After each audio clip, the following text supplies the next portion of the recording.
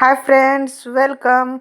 तुम्ही माझ्या शॉर्ट व्हिडिओजमध्ये बघितलं असेल, मी गावाकडे चालले लग्नासाठी. माझ्या भावाचं लग्न आहे आणि हे तेलंगणा बॉर्डर आहे.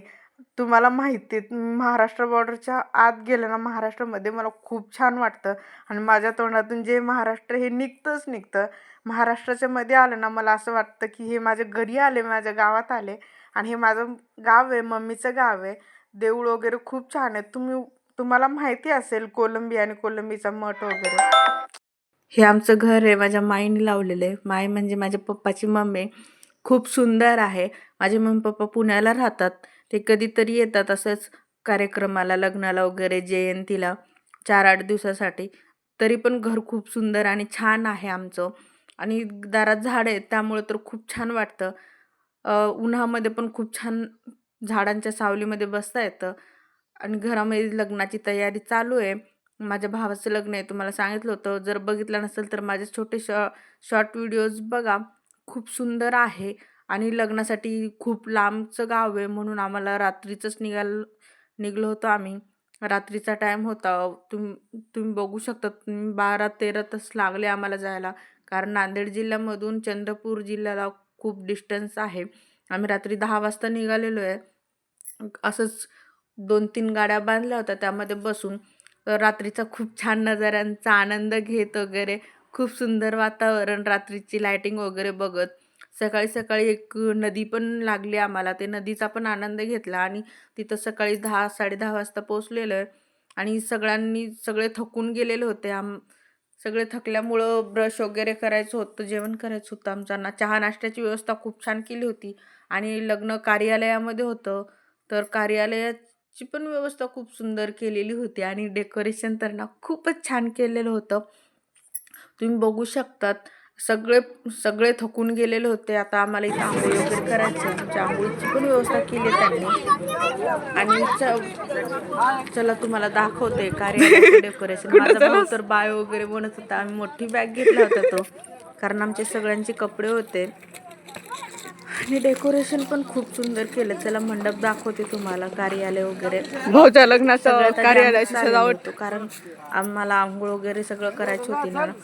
नवरीकडचे मंडळी यांचे आले नव्हते. हे माझ्या भावाचे मुलं आहेत, 2 ट्विन्स आहेत. खूप सुंदर आहेत आणि खूप छान बोलतात पण. आणि हे बुद्धाची स्टॅच्यू आहे ना, गौतम बुद्धांची, ती मला खूप आवडली.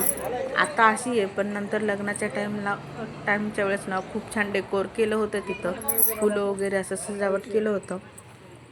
आणि इथं बघताय तुम्ही, बघू शकतात. अरेंजमेंट खूप छान केली आहे, पण आत्ता कोणीच आलं नाही. फर्स्ट आम्हीच आहोत सगळे. आता सगळे आंघोळ वगैरे करून तयार झालेले.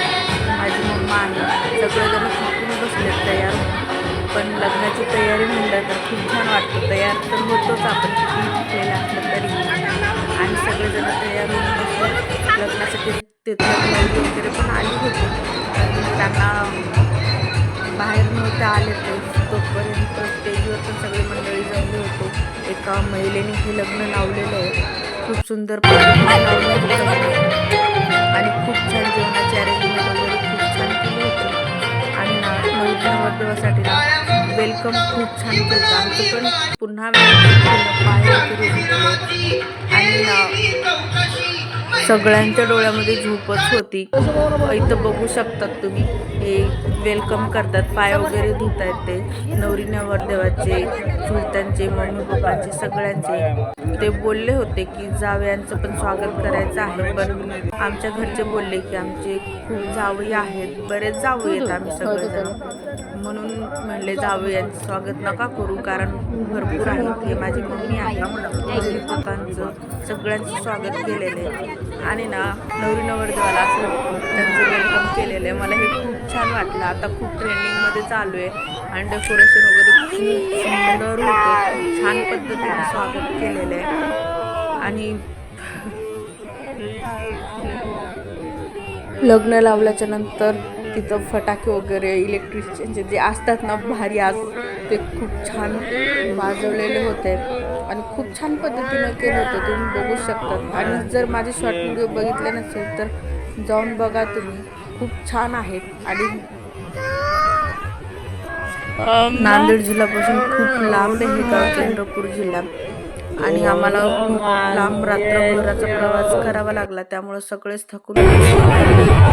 आणि तरी पण खूप छान तयारी केली आम्ही आवरून वगैरे आलो तरी नवरी नवरदेव स्टेजवर येत आहेत आणि स्टेजवर आल्याच्या नंतर लगेच लग्नाला सुरुवात झालेली आहे. खूप छान पद्धतीने पार पडलं होतं. तिकडे लग्न लागत होतं आणि तुम्ही बघता आता सगळं कार्यालयामध्ये सगळीकडे माणसं बसले होते. काही माणसं तर उभं टाकून होते. एवढी गर्दी झाली होती. खूप छान होतं सगळं. आणि हे फ्लावर्स वगैरे लावले होते, लायटिंगचे डेकोरेशन पण खूप सुंदर केलं होतं. आणि लग्न झाल्याच्या नंतर आमच्या इकडचे जे मुलाच्याकडले सगळे तेव्हा जेवायला गेले, कारण आम्ही रात्रभर प्रवास केलेला आणि सकाळी नाश्ता केला होता. पण थोडाफार मग आंघोळ 2 वाजले होते लग्नासाठी आणि 2च्या नंतर जेवायला गेले सगळे. जेवायला ना बुफे पद्धत होती. बुफे पद्धत होती.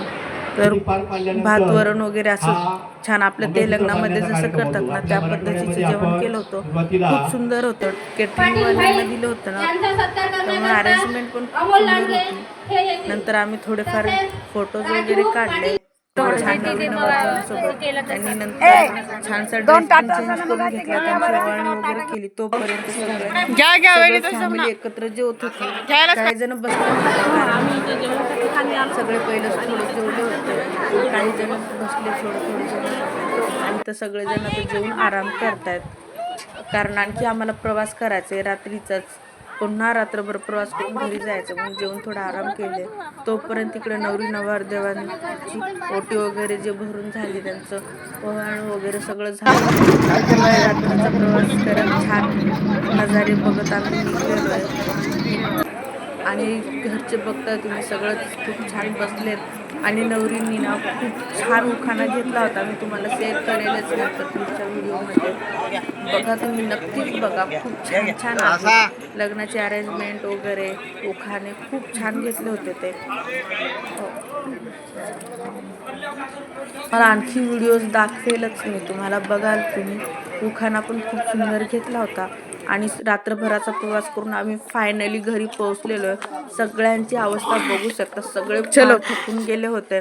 चला भेटू पुन्हा, बाय.